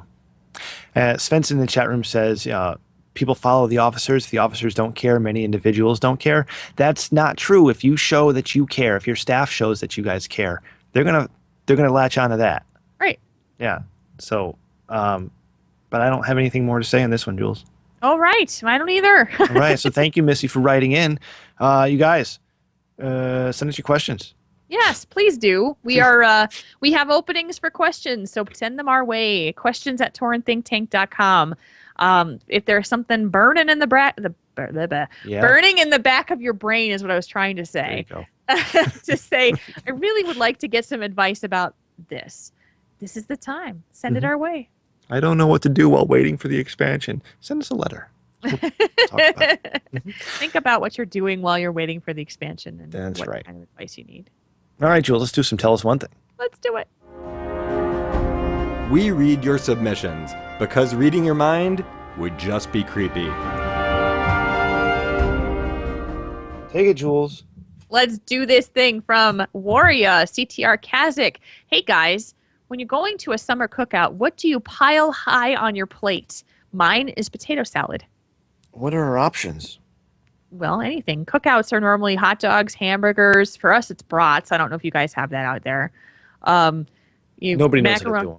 Macaroni salad, potato salad, chips, ice cream. I don't know. What do you get at a cookout? That's always the standard stuff. You know what I like doing? I'll grab a burger or a hot dog, right? And then a little bit of potato salad, maybe. I don't really like potato salad too much. You know, I'll take a little bit of everything and eat it and be done with it. And then I'll go to the salad and I'll put a big pile of salad and get some of the most vinegary dressing I can find and dump it all over it and eat the salad. Yeah. That's good, though. I know. I love it. I don't know why. I mean, depending on where you go. Some people have these salads. They put raisins in them and dried cranberries. I don't want any part of that. That's gross. Yeah, there's a lot of weird salads out there, like the and everybody does it differently in different parts of the country. But even their potato salad's different. Right. Some with oil, some with mayonnaise. Mustard. Mustard. Oh, really? Ew, yes. Gross. That's German potato salad. I think they make it with mustard. I like it when you can find a salad that has sunflower seeds in it. Really? I love that. Yeah. Uh-huh. There's a nice little crunch and this woody taste. It's delicious. Yeah, I like to pile a salad with lots of vinegary dressing. Oh, nice. You know, cookouts are not really my big, like that food is not what I go crazy for. Don't you know? Don't you know? I just don't. I mean, I like hot dogs. I like hamburgers. They're okay. When you go to a cookout, most people will make. People are saying Navox is saying baked beans. Nobody seems to make baked beans out here for the cookouts. Really? I don't normally see that. They don't put them in the Dutch oven and bury them in the ground in fire? No. Oh wow. Do they do that by you? They do it a little bit north of me. Okay, I was like, they buried it in the ground. They probably do it around here too. Yeah, no, it's when you do have a pig roast, right? One of the ways to do it is to burn a fire in a hole in the ground for 12 hours. Yeah. And then throw the pig on top of that and bury it, and you put the beans in with it. A lot of people here like to smoke meat. So they get smokers and they smoke briskets and ribs and all that kind of thing and do that kind of stuff. Trelant is a very good cook. His real name is Jason, and so I call him the Jason burgers that he makes that are just phenomenal because he puts blue cheese in there and he makes them on the grill and they're just big, huge. So Jason burgers are one of my favorite things. Delicious. They're really good. All right. Rem and Jules, what is the population of your hometowns and the cities you currently live in? Also, if you had to relocate, what U.S. city would you choose to spend the next chapter of your life? Thanks for all you do. Enjoy the show as always. Corden. Oh, we got a bunch of them there. Okay. Okay, so the population of my hometown. My hometown is Spotswood, New Jersey. And it's a very small town of probably about 1,500 people, maybe. It's about 4 square miles total. Square miles. I can't talk tonight. Yeah. What's wrong with me? It's okay. And I currently live in Middleton, Wisconsin. So I don't know what the population of Middleton, Wisconsin. Oh my God, you're Googling it right now. Just make something up. 22,500. Let's see. Bet you I'm right. Middleton, Wisconsin was voted from CNN and Money Magazine's best place to live in the United States in July 2007. And that was like a big deal for us. Right. Our population in 2012 estimated 18,159. I was close. I win. I was close. Yeah. So that's 18,000 people. All right. Okay. I grew up in Middletown, Connecticut. And Middletown. Middletown. Yeah. Ironically, not in the middle. It had 45,000 people in it at the time. I now live in a very small town that it's like a village in a town. I think my part of it has like 2,000 people in it. Oh, cool. Which is very small. Yeah. And they're all old. Everybody's old. Yeah, they're all old. Surprisingly, a lot of kids. So that's weird. Yeah. Yeah. If I had to relocate, oh God, I don't know. It would all depend on cost of living. I would Because move to San Diego. San Diego, California. No Why? question asked. Because the weather there is a perfect 70 degrees, 75 degrees every day of the year. Yeah. And there's a beach there. And so it's by the water. It's gorgeous. The city is gorgeous. I would probably take a vacation during Comic-Con, though. Because I would just be like, get me out of here. But I would live in San Diego. No questions asked. I don't know where I would relocate to. Really? I always tell myself I would like to go someplace with a low cost of living where I can buy a mansion for $200,000. Yeah. The same, To North Carolina, then. you think so? Yeah. You would be. You probably would not enjoy some of the philosophies there, but you would at least be able to buy a mansion for $200,000.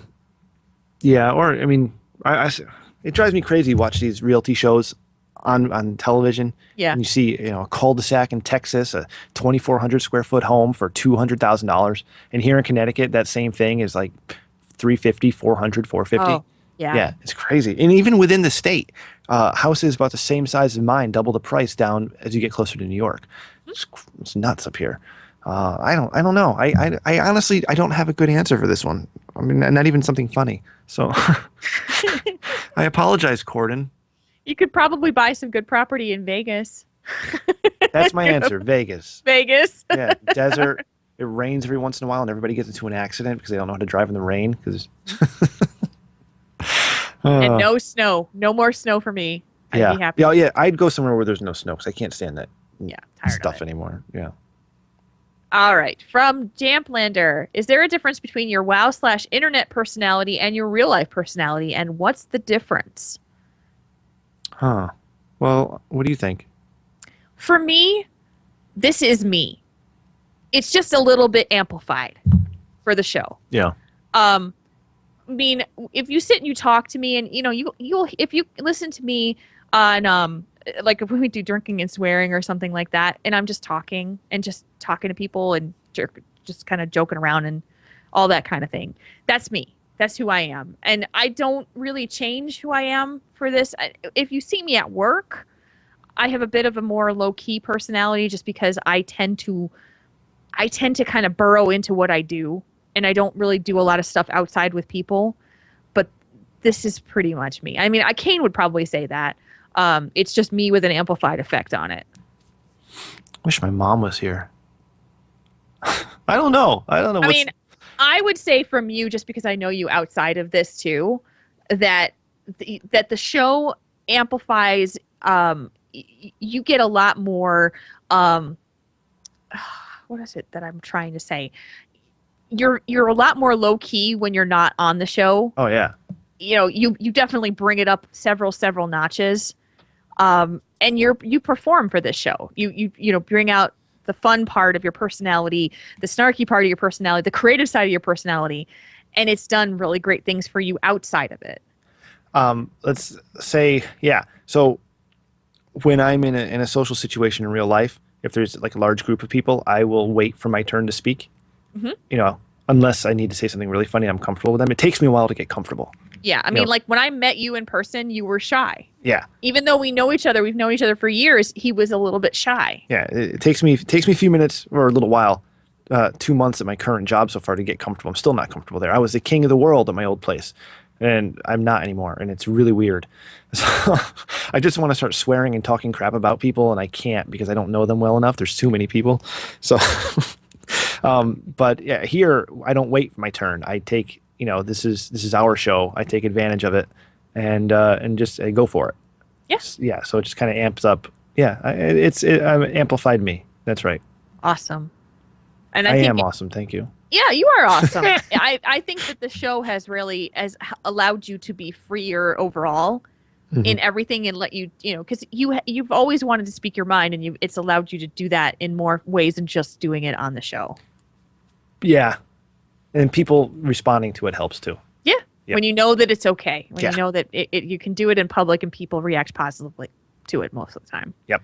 I really can't talk today. You're having a really hard time tonight. I am. This is me. When we did a Pot of Ice and Fire last week, I could not get a sentence out. And John's just making fun of me, and Jen's making fun of me. Jessica's making fun of me all night. This is terrible, isn't it? See, I'm not going to make fun of you. It's okay. I had a migraine like early this morning, and I took my medication. It's worn off by now, but whenever I get a migraine, it's always this kind of weird. Oh, you're high off medication. Sure. Yeah. You want to hear something funny? What? I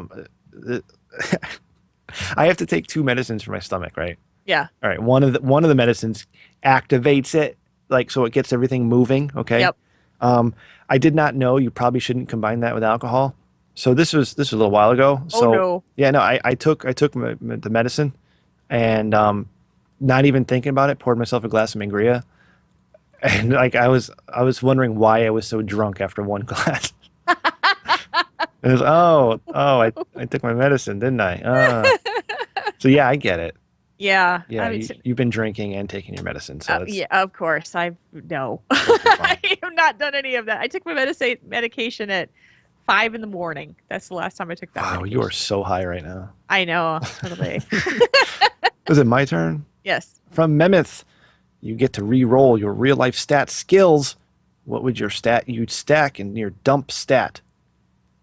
What? Okay, well, I guess we have to have stats in real life. So what do we have? We have personality. We have... Well, are they the same as WoW? So you've got spirit, you've got stamina. No, you said real life. Intellect. Okay. Well, what do you want to do? You want to do WoW, or you want to make them up? Well, I think that... All right, well, I don't even know how to... Do you just want to define what they would be in real life? Yeah, okay. So in real life, we'll have obviously strength. Yep. We can call it athleticism. Or do you want to separate the two? Oh, we're going to spend 2 hours doing this. Yeah, strength would be good, just to put it All that right. way. Strength, personality, intelligence, and virility. Okay. All right. So you get to reroll. Which stat would you stack and would be your... see, all of those things that you've listed are like really important. Well, it makes it tougher. Oh, man. Come on, Jules. I would definitely stack intelligence. Yeah. I couldn't stand to decrease that. That would Mhm. make me really bad. And what would be my dump stat? It was stamina, intelligence. Strength, intelligence, personality, and virility. I guess virility. I would totally dump virility because that just gets you in trouble. Yeah. I guess. I would stack personality because you can get far in personality. Yeah, you can. Yeah. All right. This Your is turn. tough. From Muzzy AIE, what are you most looking forward to at Nerdtacular for Jules and Kineticon for Rem? Well, at Kineticon, I'm looking forward to meeting Huel and meeting Jen for the first time and hanging out. So that'll be fun. I'm looking forward to meeting everybody else who may be showing up Kineticon. I'm looking forward to Walter Jones, the original Black Ranger from Power Rangers, is going to be there. Awesome. I'm looking forward to that. But most of all, Rob Paulson and Maurice LaMarche are going to be there, and I'm so excited. Oh, That's neat. That's Pinky in the Brain, you guys. It's Pinky in the Brain. Yep. You better get a picture. I'm going to try. Get a picture. Yep. That's awesome. I am looking forward to this. Nerdtacular is the first time that I am going to the one that's going to be at Snowbird, which is the ski resort. They did it last year at Snowbird, and it went really well. So this will be my first time there, and I'm really looking forward to that because it's going to be something new for me. And I'm looking forward to meeting and seeing the friends that I made when I was there the last time, which was 2 years ago. And then hopefully meeting some new people as well. Because when I went to Nerdtacular, it was in June, the end of June in 2012, and we had started this show in May. So we had just started doing the show. It was brand new. Mm-hmm. And so now, 2 years later, it'll be fun to see if we run into some folks who know the show. I think you will. I think you'll quite a few of them. Yeah. Actually, that's gonna be I'm awesome. excited. Good I'm for you. excited. Yeah. So yeah, can't wait. It's 2 weeks. 2 weeks away. 2 weeks. And from Noodles, If an asteroid was heading for Earth and we were facing certain doom, oh, my worst scenario. That scares the crap out of me. But you had time for one last meal. What would it be? I would want a big steak with horseradish sauce on it, and I would want a big thing of chocolate ice cream with peanut butter and peanut butter cups. That's it? That's it. All Those are the two things that I think in this world that I would just be like, yep, heaven, done, good. Right. All right. Let's throw some shrimp on the Barbie. Let's get some lobsters boiling. Let's get a steak on the grill. Let's get some potatoes going. All right. Come on. Fried pickles. Let's do this right. Some mushroom stuff for the steak. Let's just, just not everything. Just whatever we could find. If we knew we were going to just raid the store, bring it home, cook it, make a big pit, and just start eating. And just eat until the asteroid hits. Because whatever. What the hell? What the hell? You're not going to. My stomach's not going to bother me anymore. That's right. Just bring it. Oh, it sounds like fun to me. Mm-hmm. That's awesome. Thank you guys for your Tell Us One Thing questions. They were fantastic. So thank you. You can send those to questions at Tauren Think Tank. And of course, watch our Twitter at Tauren Think Tank for Tell Us One Thing Thursday. Just tweet them and we're good. That's right. All right, Jules, let's do some feedback. Let's do it. Feedback. I can't believe I copied you. My goodness. Get some originality, Rem. From Orthor Gaming, he says, episode 104 discussion. On the flip side, I still listen without playing WoW. The cultural and social side of gaming transcends whatever MMO we play. All right. Thank you. Hello. I remember hearing Rem say "jip" 2 podcasts ago, and I thought of composing this email then, but thought it was a little too little of a thing. Since you bring it up, though, I thought I'd share what I learned. From what I remember, they're a culture and tradition going back a long time. They were forced out of their homeland and traveled to seek a better life.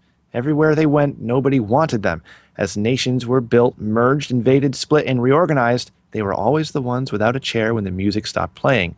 It's been going on so long that nobody even knows where they originally came from. Any place that does take them in has treated them from second-class citizens to slave labor. If it looks like they're about to fight for rights or a permanent establishment to openly celebrate their culture, then their hosts tell them to hit the road again. Anyway, there's a lot more to it. If you like listening to podcasts, Stuff You Should Know did an episode of the Romani people. And no, I'm in no way related to the Roma, and I'm not offended. I didn't know myself until a few weeks ago from Mycroft. There you go. Mm-hmm. It's funny because after we had this discussion and it was brought up to us about using the term gypped, I have now heard this mentioned and people saying you shouldn't use that term on no less than 2 different podcasts other than our own.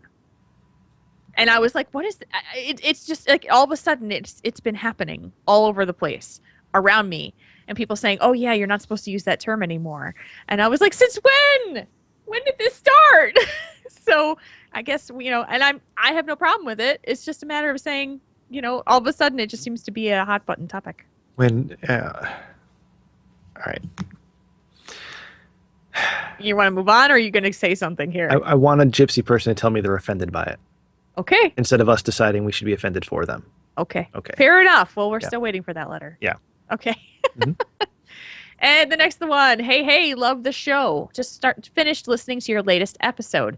Language is a funny thing. What is okay in one country is offensive in another. I think it comes down to the context and the fact that as a listener, I understand that your show is American, so to expect it to have your sayings, etc. For example, here in Australia, rooting is something that you do with your significant other, whereas in America, it's supporting a team. Always makes me chuckle when you say you guys are rooting for your team. Oh my. Wow. Personally, I think we have taken political correctness too far. There always has to be the understanding that where we are from, all parts of the world, everyone is different. But it's all about the context in which things are said. Like you guys said, don't like it, don't listen. Keep up the awesome work. I don't always agree with you guys, but I enjoy the different points of view. Regards from Spanky Hunter. That's something else we have to remember, too, is that, we're now a world community, right? There's people from all over the world who are participating in everything. Yes. So what's offensive one place is not offensive someplace else. Mm-hmm. And those people don't know that.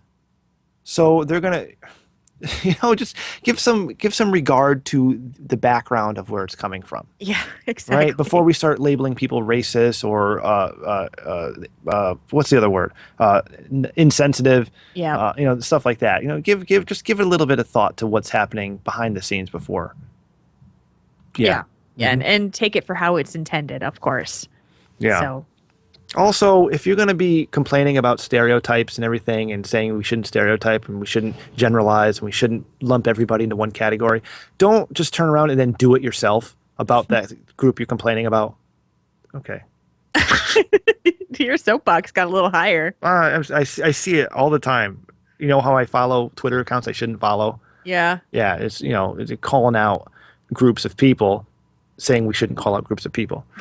I mean, what sense does that make? Right? So it's so true. Yeah. You know what? Just keep your opinions to yourself unless it's really, really relevant. That's the thing. But until you have a podcast, you can say whatever the hell you want. I mean, we're lucky we have a podcast. We do. We can express our views in more than 140 characters, and not everybody has that luxury. And I do want to say, thank you guys for your feedback. We haven't received any negative emails regarding our thoughts last week and our discussions, and they've all been super positive. So thank you, and thank you for understanding the point we're trying to make. I welcome if it's feedback that's against what we were saying. I just want to know why. Yeah. I want to understand truly why the disagreement is there. Exactly. That's all I ask. Mm-hmm. So yeah, definitely. All right. So Slash Moo to you guys giving us great feedback, and let's do some more Slash Moos. From Richard Curdy J. It would have to be a slash move for neutral agent for hitting level 90 without picking a faction or ever leaving the Wandering Isle. Did you hear about this guy? No. This is it's a Pandaren who stayed on the Wandering Isle and picked herbs and killed. Once he couldn't kill mobs anymore. He's been picking herbs and mining, I think. Oh, this guy. Yeah. So he just hit level 90. Oh my God. It has taken him this long, but he got there. Wow. Never picking a faction. Almost 2 years. Mm-hmm. Well, a year and a half. Wow, just picking herbs and mining. That's crazy. Yeah, I know it was picking herbs. I don't know if it was something else. How that boring. He was doing, but I know. But when you're like determined to do this, then it's maybe not as boring. Oh, maybe. Well, He's congratulations. the only person that ever did it. I got to follow that Twitter handle then. Yeah. And say congratulations. Yeah, it's at Neutral Agent on Twitter if you're interested. I feel like I want to interview that guy. What social experience did you have? Yeah, what the hell is wrong with you? Oh, dude, no. That's not how you interview people, Rem. No. From Nadnerb, slash moo to Wildstar for filling my WoW hole. Nadnerb. Really? There's so much wrong with that. Did you know Nadnerb is Brendan spelled backwards? No.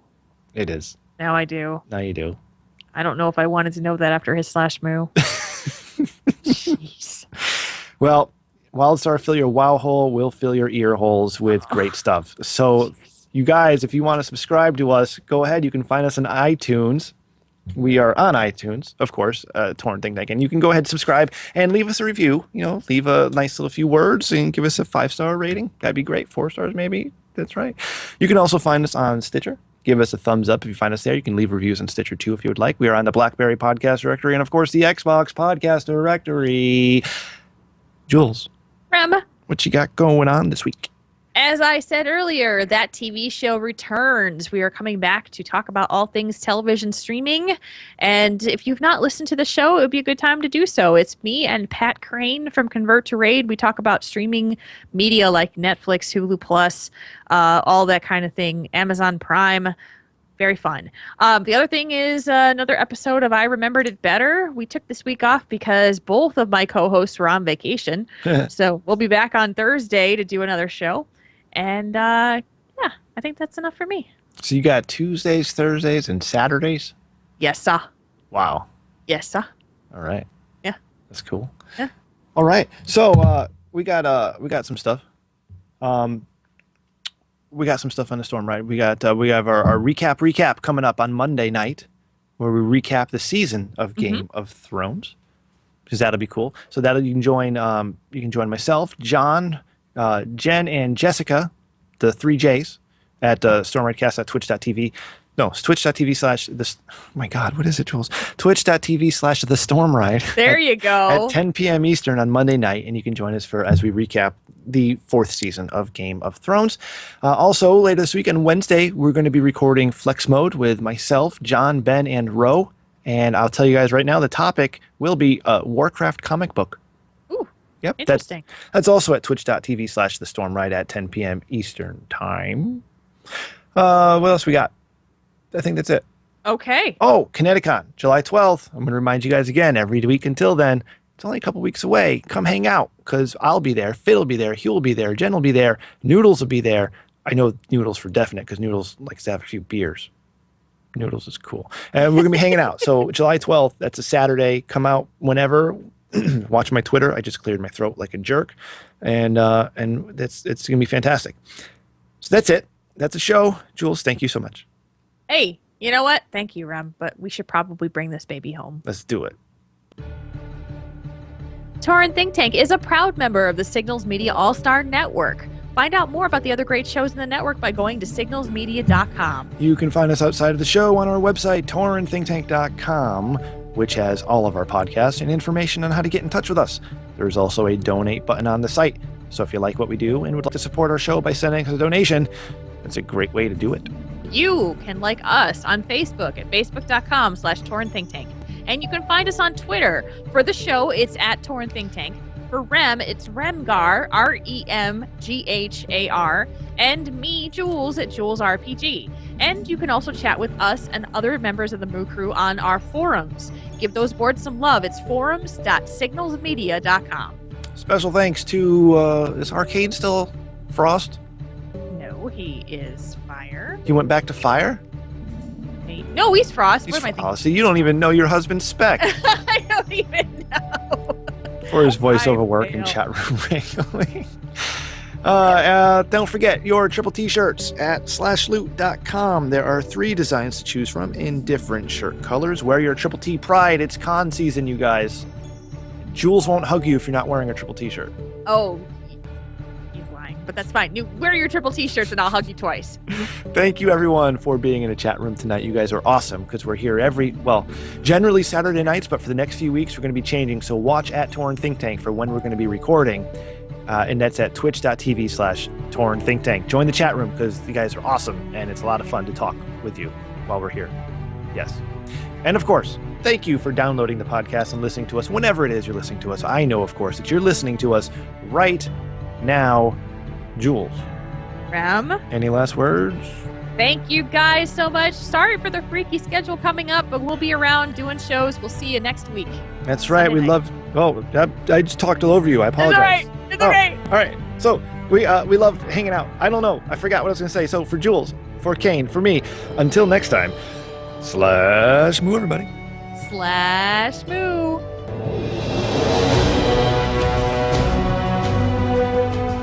Tauren Think Tank. We make your problems less bad.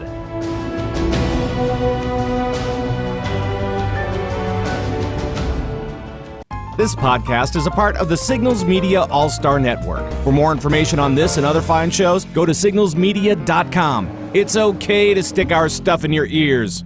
Really? Really? Masha! Where's Mama tonight? She went out to dinner. Oh, she just left you. Papa's going to Italy next Saturday. Oh, really? So he needs to see all his friends for the last time because he's certain he's going to die. Yeah, stop recording. I'll stop my recording too. Yeah, like I got to go there for dinner next Friday night because it's his last night on Earth. Yeah. Yeah, he doesn't like flying. Oh, that's why. Yeah, he's going by himself. He's all nervous. He's going by himself, huh? Is he going to visit family? Yeah, he's going for 3 weeks. But he's convinced we'll never see him again. Of course not. Yeah. Ah, crap! I wound up putting that file in the Dropbox. I'm gonna save that. Save project as. Sorry. Desktop. I'll cancel that other one. That was me being dumb. Yeah, don't be dumb.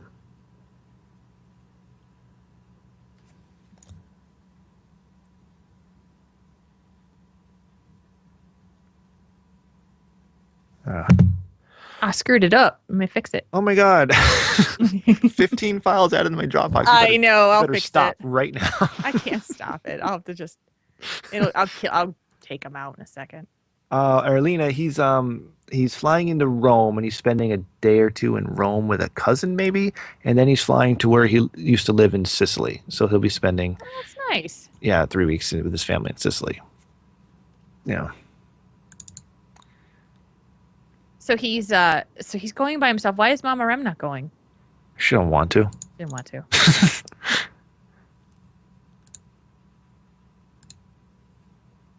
I'm gonna trash this so it doesn't. Oh, you got the data file. All right, so this episode 105, Jules, that's the wrong one, or is that the right one? I'm getting rid of it. Okay, I'll let you get rid of everything. Yeah. Get rid There of we the go. data files too. Okay. Yeah, the data files are gone. Now I've saved it in the right spot. Now I'll just convert it. There we All right. go. We're good. Lori, I do not speak Italian. I was never taught. Hold on. Okay, I was never taught to speak Italian, which is weird. If you knew my family, you'd understand why I was never taught. But I can have conversations with my grandmother who doesn't speak any English just by reading the expression on her face. So if she's saying something to me and she's got a smile or she's nodding her head or whatever, my answer is always yes. And if she looks like she's disappointed or frowning or upset, my answer is always no, I don't think so. And we have a great relationship. Because you just don't understand anything she says. That's right. I haven't seen her in a long time, actually. Really? Yeah. She's a little nuts.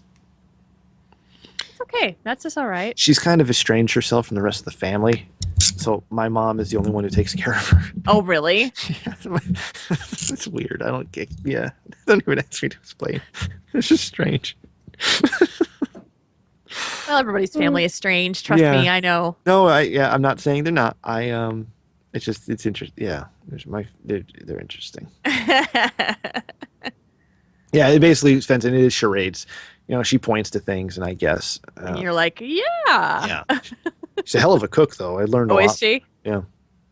I learned a lot of my skills from that old Italian woman. Mm-hmm. She's like this tall. She's like 4'8". She's tiny, but she's round. She's big, roly poly. She's cute. Yeah.